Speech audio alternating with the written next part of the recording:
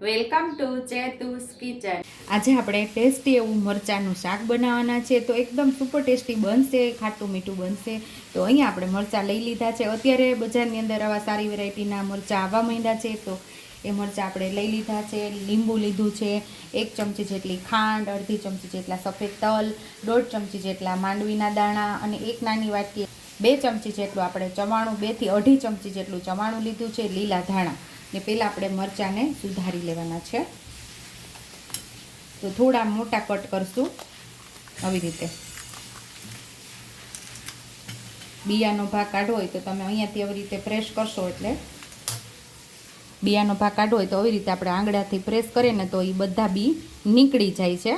જો બિયા ભાવતા હોય તો બિયા ન કાઢો તો ચાલે, પણ ઘણાને બિયાનો ટેસ્ટ ભાવતો ન હોય એટલે આવી રીતે આપણે બિયા કાઢી શકીએ છીએ। તો જે પેલું ભાગ હોય એને અહીંથી પ્રેસ કરવાનું એટલે બિયા નીકળી જશે મસ્ત રીતે। જો તો આવી રીતે બધા આપણે મરચાંને સુધારી લેવાના છે। આવી રીતે મોટા મોટા પીસમાં કટ કરવાના છે। આપણે મિક્સર જારની અંદર આપણે મસાલો તૈયાર કરી લેશું। ચવાણું, માંડવીના બી, સફેદ તલ ને ખાંડ, સ્વાદ મુજબ આપણે મીઠું ઉમેરશું, 1 નાની ચમચી જેટલી હળદર, 1 નાની ચમચી જેટલું લાલ મરચું, કારણ કે આ મરચાં બહુ તીખાસવાળા નથી હોતા એટલે 1 ચમચી લાલ મરચું, 2 ચમચી ધાણા જીરું પાવડર,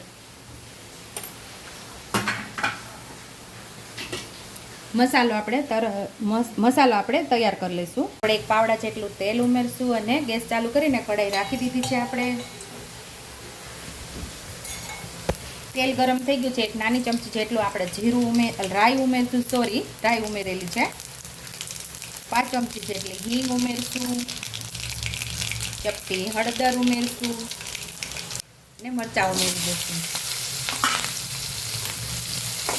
મરચાંને સાતળી લેવાના છે। તો અહીં આપણે મરચાંની ઉપરની સ્કીનનો કલર ફરી જાય ને ત્યાં સુધી સરસ આપણે સાતળી લેવાના છે। થોડા મરચાંનો સ્વાદ ક્રન્ચી આવે એવી રીતે રાખવાના, એટલે આ મરચાંનું શાક ખાવાની મજા આવે આપણે। અને અહીંયા આપણે જે મસાલો તૈયાર કરેલો ને એ ઉમેરી દઈશું। હવે આપણે મિક્સ કરી દઈશું।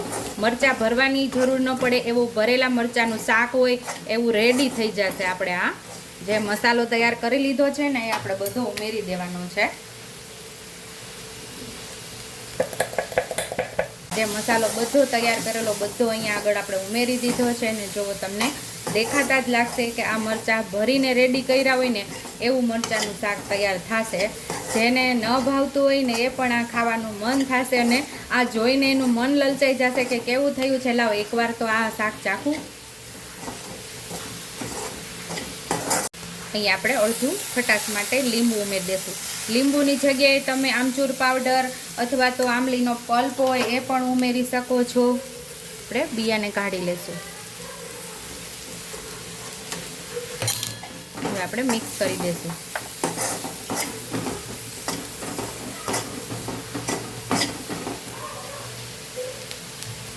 લીલા ધાણા ઉમેરી દઈશું।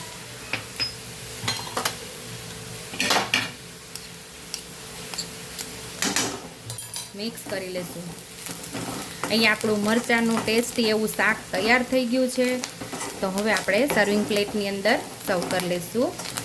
તો ટેસ્ટી એવું આપણું મરચાંનું શાક તૈયાર છે। જો તમને મારી રેસીપી પસંદ આવી હોય તો મારી રેસીપીને લાઇક કરજો, શેર કરજો, સબસ્ક્રાઈબ કરજો, બેલ આઇકોનને દબાવતા ભૂલતા નહીં અને કમેન્ટ બોક્સમાં કમેન્ટ કરજો કે મારી રેસીપી કેવી લાગી।